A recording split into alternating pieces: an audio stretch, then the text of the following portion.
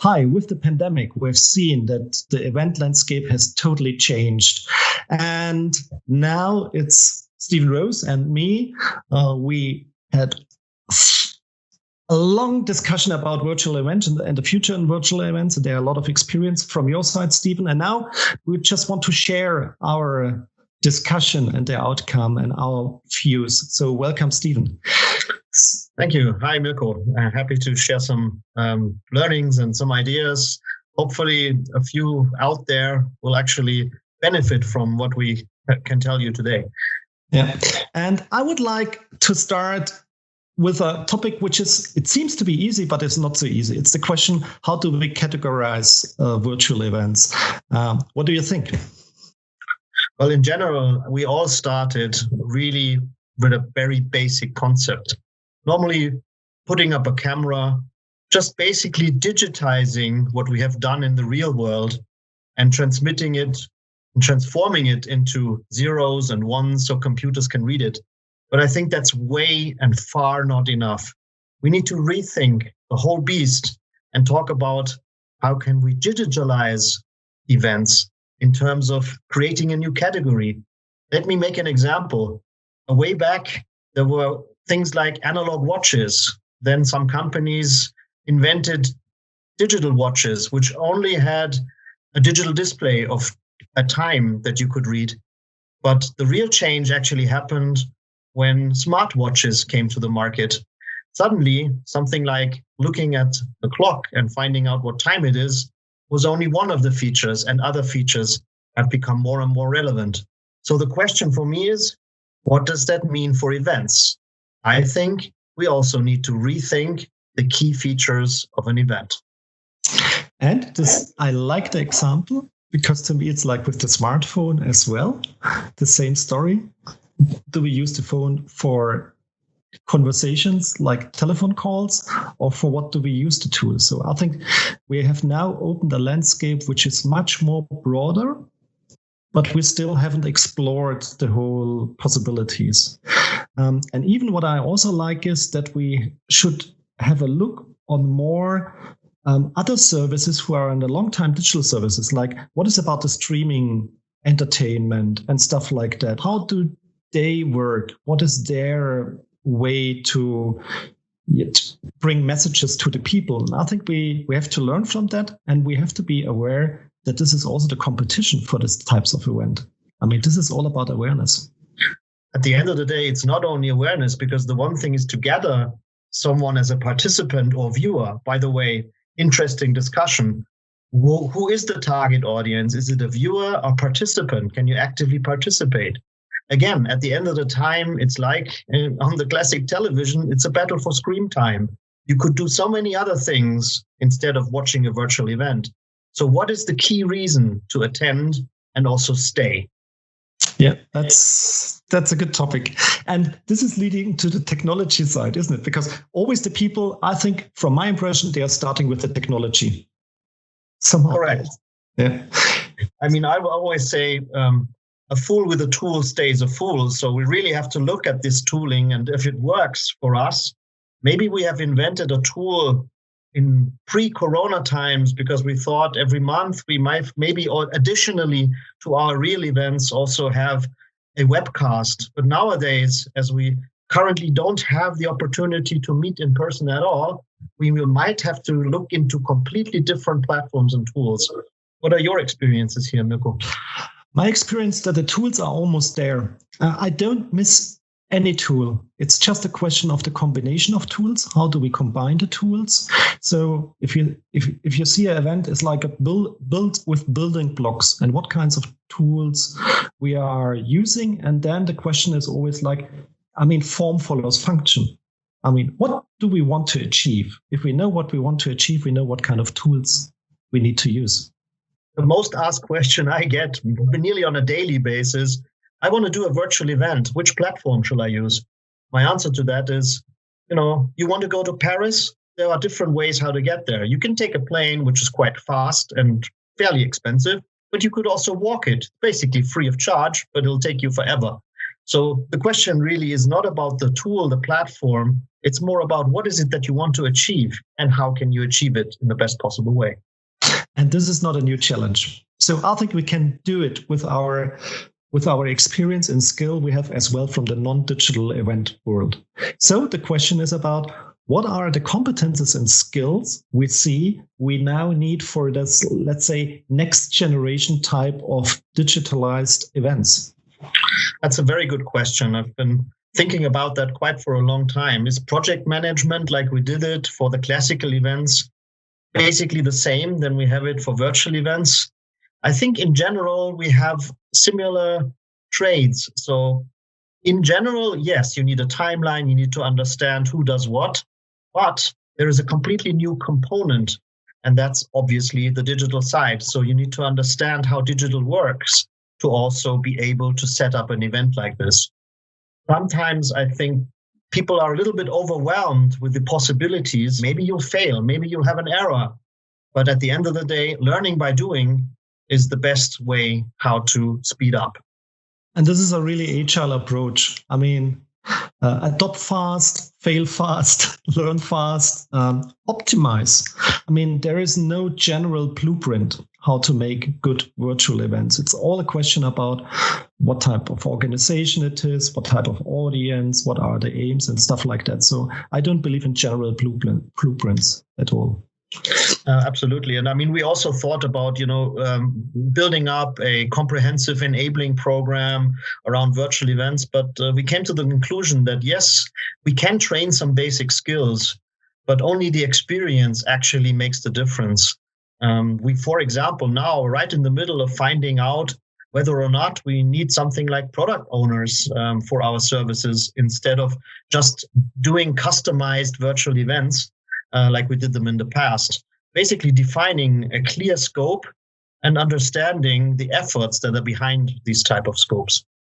So, I mean, your daily business is now to make virtual events. My daily business is to attend at virtual events. Let's come to the formats. What keeps our attention? What kind of events we are really thrilled and we are not bored, or we switch off the camera and do other stuff? So what kind of elements do we need? Well, I think there is no right or wrong here, and maybe we haven't found the final answer to this one yet. So I'd actually like to pass that one back to you, because you as a participant must say, what is the thing? What are the 2 or 3 things that you have experienced where you felt this really catches my attention and also keeps my attention? First of all, for example, if we go to speakers and presenters, or it catches my attention if the people have the ability to do storytelling. Go for PowerPoint stuff, forget it. If they can tell a story, then it keeps my attention. And this is, I think, not so easy as a skill, because you need to train people to do storytelling. Yeah, what I've experienced as another tip, which I thought was really good, I think to really get the attention, it's a good idea to also involve your audience in the content creation, for example. So when you plan for an event, try to manage the expectation around building such an event by asking the attendees that you want to have, what is it that they would like to discuss during such an event?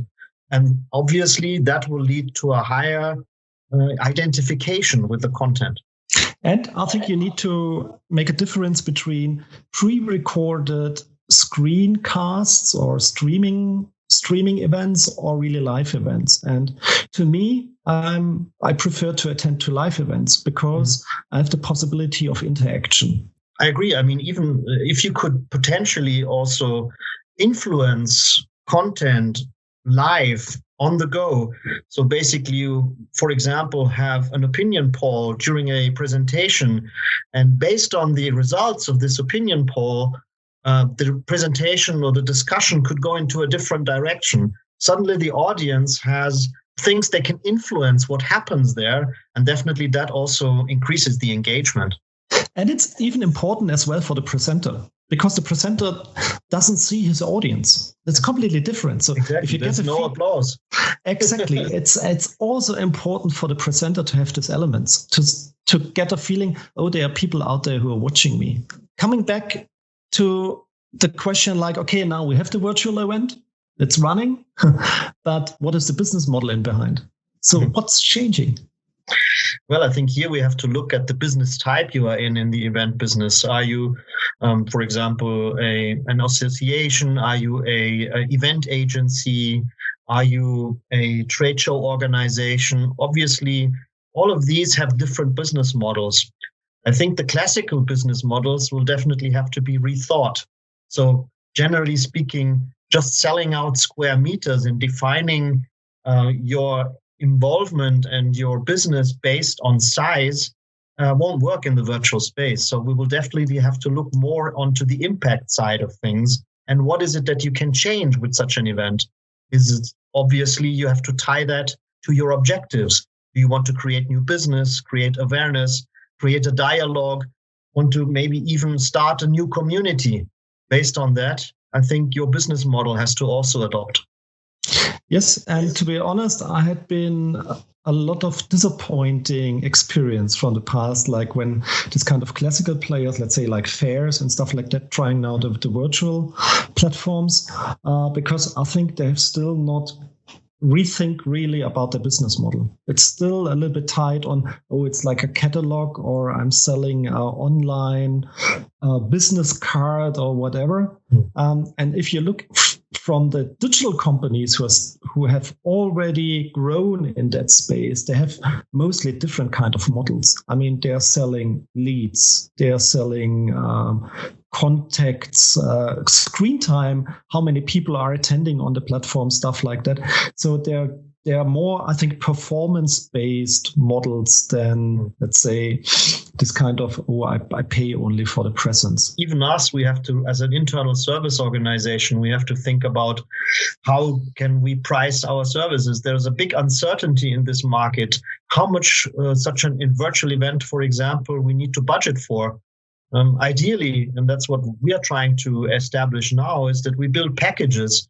So instead of really looking at this as a customized, customized, very individual, tailor-made virtual event solution, we have to look into what are building blocks, platforms that we can tie together to have a more customized, more building packages, more platform-based product bundles, and then put the effort more into the content, into the experience itself, instead of just the event and its platform. And this is also leading into the time frame. It's like this rethinking of, I mean, if we have a fair, it was a week. Of course, there was before the fair, like raising the attention, then there was the fair, and then almost it's over. I think so. The question is, what can we do regarding this time frame? Where are the advantages, or where can we get positive effects, or what can we learn about timing? That kind of brings me back to the question, is a virtual event still an event? An event normally isn't timely framed around a certain topic. The digital opportunities obviously show us that you can keep this content online. You could interact over time. So actually an event can be a starting point for a journey and not the end of a journey.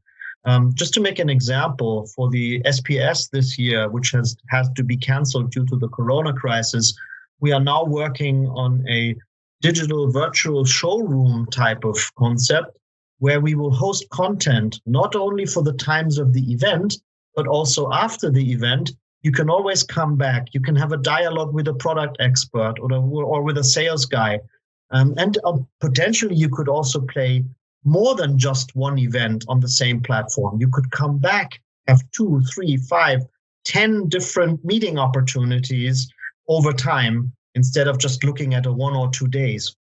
And then you can do it live as well. You can record it. You can present it, on synchron or asynchron time frames. I think there are so many good possibilities to work with that, which can extend your reach. Coming to the team who is doing that. So what kind of team culture do we need?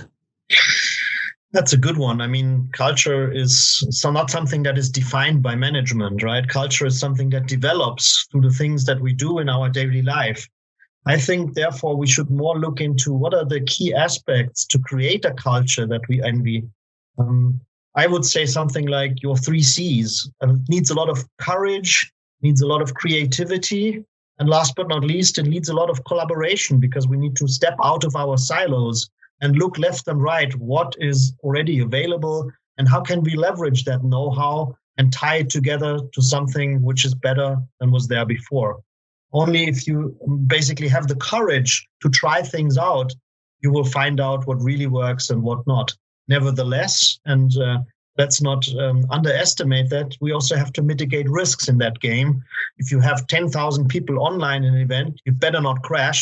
So do everything you can to secure your system, to build a redundancy into the system. So at the end of the day, you also can enable and establish a flawless event.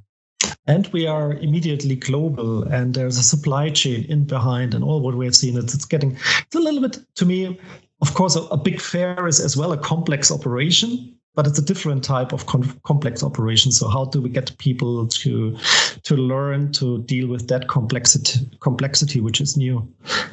Let's not forget that most of the events are tied into a communication activity. So you are linked to social media. People are talking about it. You maybe even stream live into LinkedIn or into Twitter. There will be a discussion around your event, which you kind of need to follow. So a little piece of monitoring also needs to be set up. And if you know what people are talking about your event, you maybe also understand and learn more what can be done for the next.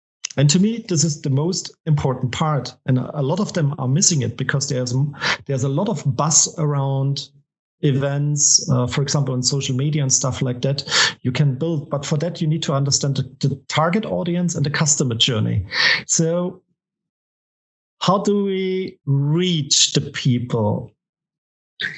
Well, I think if we want to reach them, we have to reach their hearts and minds, right? So we need a bit of content that reaches their mind, but we need also some exciting experience to reach their hearts. And in many cases, that's where the planning goes wrong right at the start. We think more about what is it that we want to send, instead of thinking about what is it that the listener or participant wants to hear. And based on how we would define success for the audience, if you tie it up from that end, I think you will be able to create even better experiences. And I think for that, you need analytics. Rather simple. It's like if you take the hardcore Silicon Valley business models on streaming, for example, it's rather clear that there is a strong analytics in behind. And ended learning, it's like, if the attention is going down, if the audience interaction is going down, what has been the reason on that certain moment on the event?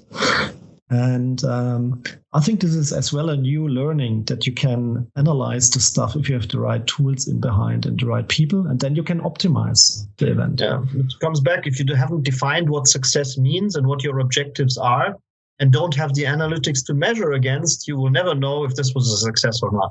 Yeah, the event space has totally changed. Well, I think, obviously, I'm not Nostradamus, so I can kind of share my ideas and share my thoughts, but obviously I'm not a fortune teller. But looking at the industry itself, I think in comparison to other industries, event industry was not an industry that had a structural problem, which was exposed through Corona. Nevertheless, now that we are not able to meet and everything runs virtual, audiences get used to using virtual digital formats, and behaviors change. The longer those virtual and hybrid events are out there, the more and more people will get used to it and will understand there is another way of collaborating and getting informed. Nevertheless, if we go further into the future, the demand for meeting in person will never go away. I think even it will rise again. There is there are even programs like Digital Detox, which you have seen before. I think this also to some extent will apply to events, but people will distinguish very harsh and will really want to understand, why should I get on a plane and book a hotel and go to this event? What is the added value? So suddenly an in-person event will become something like quality time, an investment, even more than in the past. Mm-hmm. There will be meetings again in person where we all come together, but there will also always be a digital component to that. So let's think hybrid, because hybrid is the future. Yes, I miss as well the physical meetings, because to be honest, I was often in events just because of the physical meetings, not so much because of the topics. But yes, we need maybe then to change also the type of this kind of physical events. Because giving this more opportunity or bringing more opportunities for this kind of meetings then. And as well for the hybrid events, I mean, this was my dream ever that the events should be hybrid. So if we are now stepping into hybrid events, everything is good, because then the crisis was just an amplification of the digital transformation at this point. And this is needed. I think this is needed. But keep in mind that hybrid doesn't mean that you use the same event and create a digital twin of that same event with the exact same purpose and exact same objectives and platforms. Hybrid really means to take the specifics of the virtual and the specifics of the physical and establish an event that works for both. Yeah, cool. So I think we got almost all topics. We covered them. Thank you very much. Thank you, Mirko.